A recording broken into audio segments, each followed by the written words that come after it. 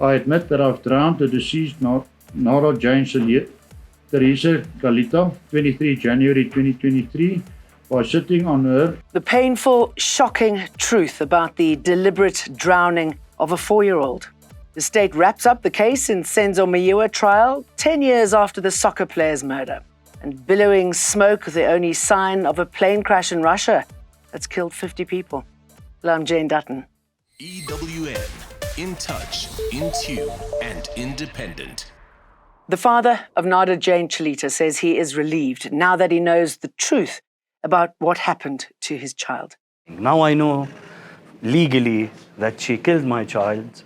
Now I'm waiting to know for how long she tortured her for before she killed her. His emotional comments come after schoolteacher Amber Hughes admitted to drowning her ex-boyfriend's 4-year-old daughter. Amber Hughes, who'd previously denied all charges, has now admitted to submerging the little girl in a bathtub in the Bedford View apartment she shared with the victim and her father. Her lawyer, Marius Bauer, says her actions were prompted by an argument she had with Eli Chalita, the child's father, before the girl's death. I admit that I've drowned the deceased Nara Jane Teresa Galita, 23 January 2023, by sitting on her, which had the result that she was submerged in the water. Hughes has been making an appearance in the Johannesburg High Court where the admission was submitted. Hughes was arrested in connection with the murder and rape of Nada Jane in 2023.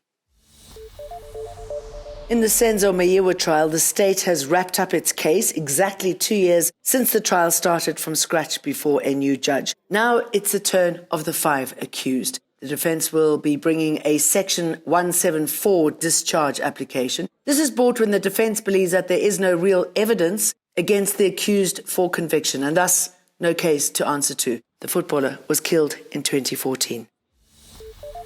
President Cyril Ramaphosa has set out the terms of reference for the Judicial Commission of Inquiry into criminality, political interference and corruption in the criminal justice system. Acting Deputy Chief Justice Mbuyiseli Madlanga will chair the commission, which is expected to begin next month, with the date for its commencement yet to be announced. The Madlanga Commission will investigate the explosive allegations of corruption and collusion made public by KZN Police Commissioner Nhlanhla Mkhwanazi earlier this month. The Madlanga Commission of Inquiry into Police will probe whether criminal syndicates have infiltrated or exerted undue influence over at least 8 state organs. This includes, but not limited to, SAPS, all Gauteng Metro Police Departments, the NPA, the Judiciary, Correctional Services, and the State Security Agency. The terms of reference for the Commission were set out in a government gazette published by President Cyril Ramaphosa yesterday. It emphasizes the Commission will have the power to summon witnesses and compel the production of documents, conduct search and seizure operations subject to applicable law, and refer matters for immediate criminal investigation and urgent decisions on prosecution.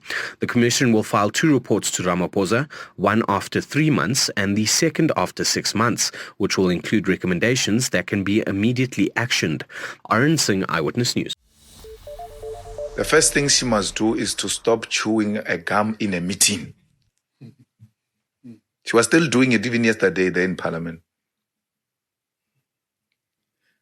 The second thing is she must be humble and know that she doesn't know and be prepared to be guided and be advised by proper people. Economic freedom fighter leader Julius Malema says former Higher Education Minister Nkabane should, quote, humble herself if she wants to make a political comeback. Nkabane was fired by President Cyril Ramaphosa this week and replaced by her former Deputy Minister Buti Manamela.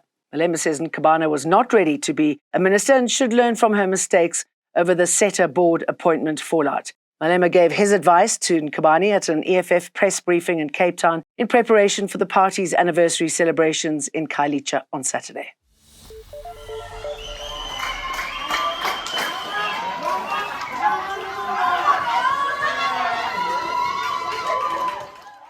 The last batch of 15 young football players and one of the coaches who were left stranded in Europe after a botched football tour are back in Cape Town. 34 young footballers and 4 coaches flew to Spain earlier this month for a football tour arranged by BT Football Academy. The academy failed to book return flights despite participants paying 50,000 rand each for the trip. I'm so excited.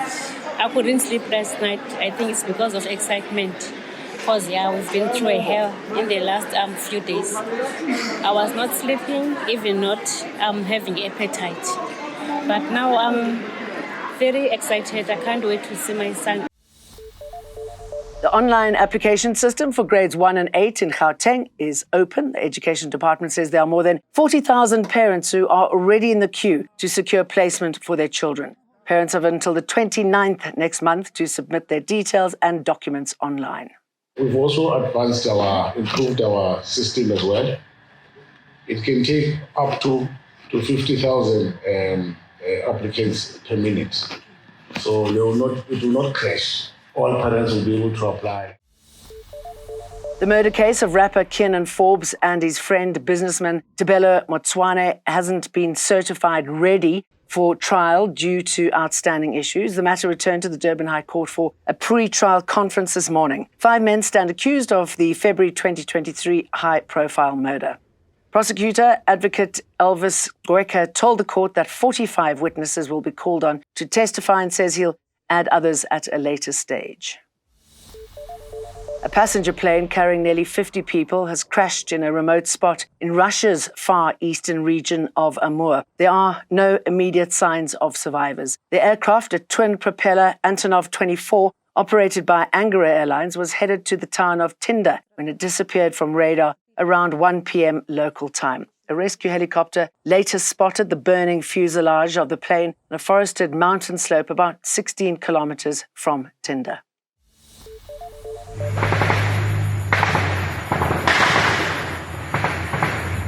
People have been fleeing their homes in Thailand's Surin province because of escalating tensions with neighboring Cambodia over a long-running border row. Thailand has launched airstrikes on Cambodian military targets as Cambodia fires rockets and artillery. More than 10 people, including civilians, have been killed in the clashes between the two. Thailand accuses Cambodia of launching heavy artillery strikes. Cambodia claims it was acting in self-defense. Back home in South Africa, auctioneers have managed to sell only one of the properties seized from the controversial Gupta brothers in Saxonwold, Johannesburg today. 3 properties forming part of the brothers' compound went under the hammer. Furniture in the homes were also up for grabs. The gates of what once was a mysterious compound where some of the most powerful politicians were said to have been wined and dined were open to the public today as business rescue practitioners sought to recover millions from the Gupta brothers' assets.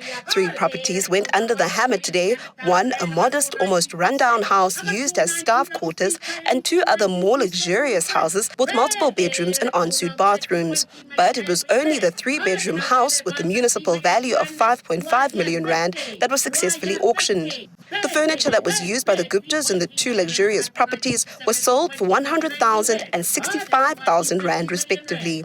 Khomza Modise, Eyewitness News in Saxonwold. That's it from us. We'll see you for more again tomorrow. EWN.